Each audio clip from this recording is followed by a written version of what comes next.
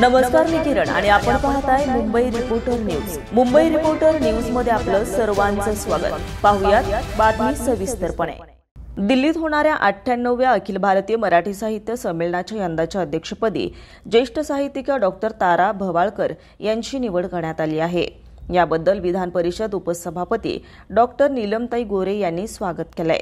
साहित्य महामंडळाच्या अध्यक्षपदी डॉक्टर उषा तांबे आहेत, तर साहित्यिक संमेलनाच्या अध्यक्षपदी लोकसंस्कृतीच्या अभ्यासक असलेल्या डॉक्टर तारा भवाळकर आहेत. ही यांची निवड ऐतिहासिक घटना ठरेल असा विश्वास डॉक्टर नीलमताई गोरे यांनी व्यक्त केला आहे. डॉक्टर भवाळकरांच्या लोकसाहित्य, लोकसंस्कृती, लोकपरंपरा आणि लोककला विषयांचं लेखन आणि गाढा अभ्यास या योगदानाचा त्यांनी आवर्जून उल्लेख केला. 98 वर्षांमध्ये 5 महिला अध्यक्ष राहिल्या आहेत. आता 6व्या डॉक्टर तारा भवाळकर आहेत. डॉक्टर भवाळकर यांच्या समवेत सामाजिक कार्यक्रमातील आठवणींना उजाळाही यानिमित्त डॉक्टर नीलमताई गोरे यांनी दिला व त्यांना शुभेच्छा दिल्यात.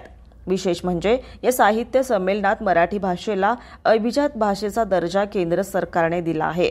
त्यामुळे पुन्हा तोच ठराव न करता त्याबद्दल कारवाईचा विचार करता येईल. ही भावना सुखद आणि आनंदाची आहे, असं देखील नीलमताईंनी यावेळी नमूद केलंय.